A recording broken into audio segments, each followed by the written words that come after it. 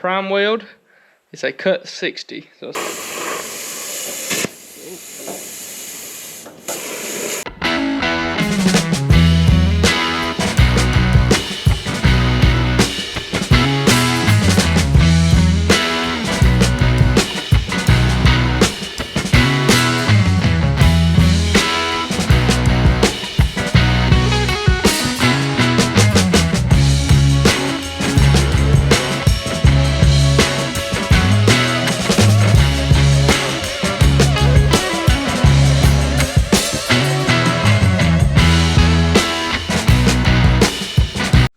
good afternoon, guys. Welcome back to Ruth Farms.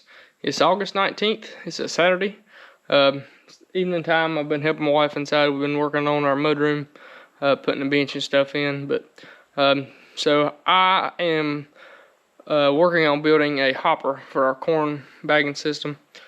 Instead of having to cut a bunch of metal with a grinder, I went out. I purchased a prime weld. It's a cut 60, so it's supposed to be like a 60 amp machine. I think it can. Supposed to cut up to like 3/4 of an inch.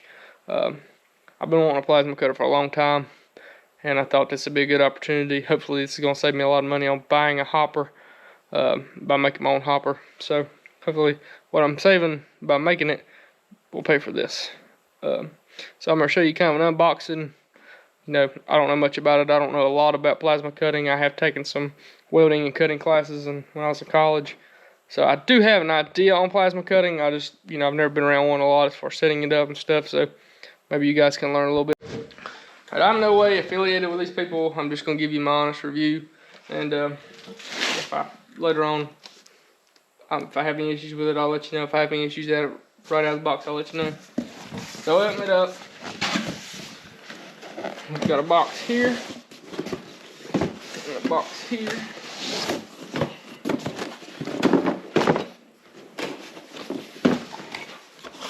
So this box has our manual in it.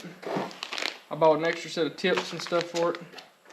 I bought like a roller drag that you're supposed to be able to attach to the end of the gun, and then just be able to drag it across the metal. It comes with this little bag with an extra tip, it looks like, an extra electrode, and then a little wrench. And then here's our gun.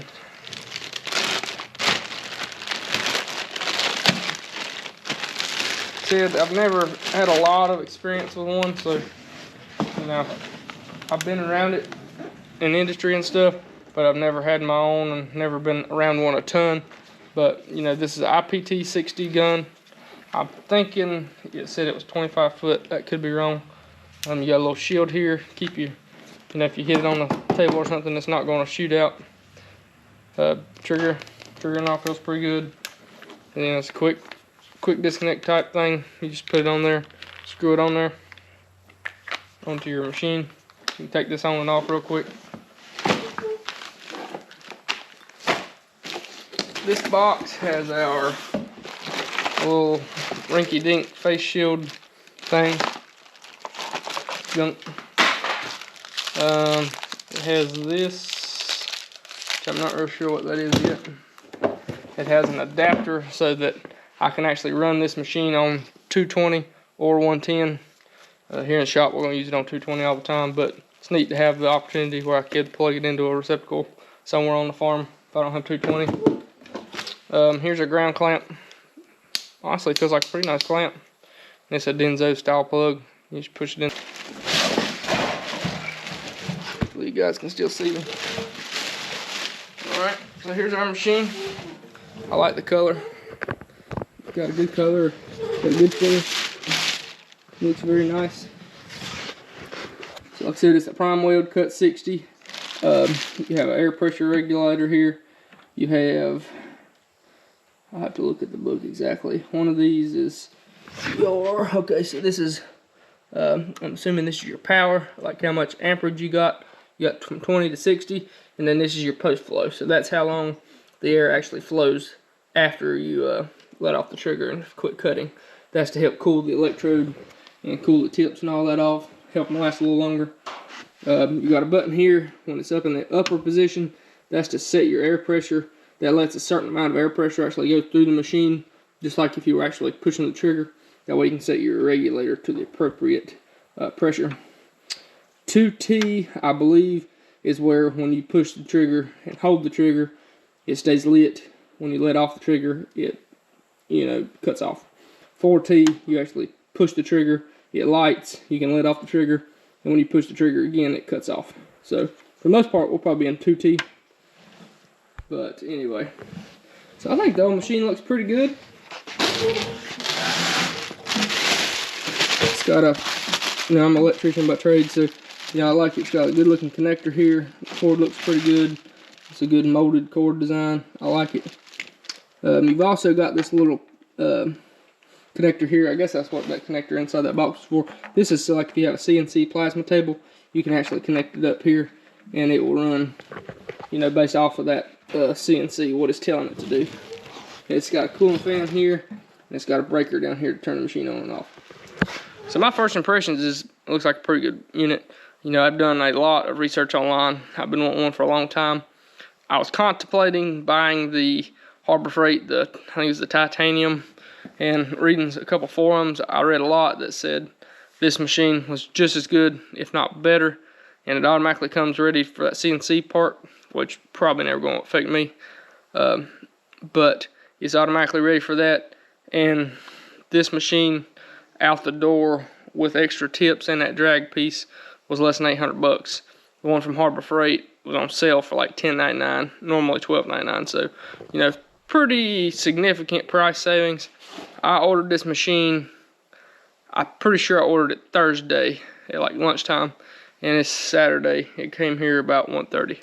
So that's pretty daggum quick, pretty awesome shipping time, in my opinion.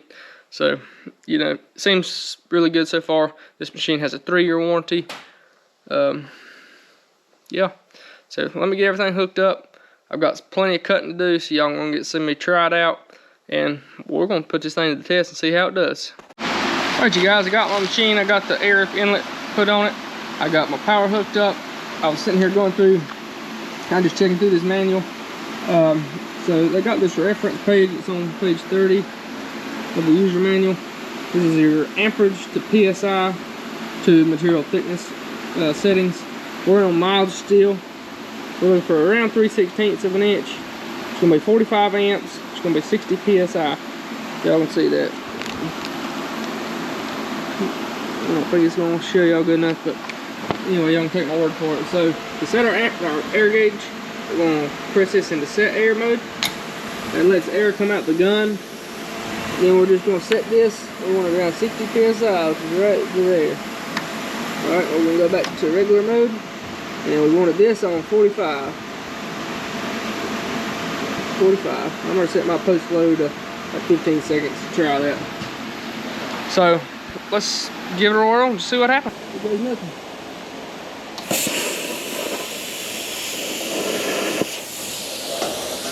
You guys see that? See how smooth that line looks.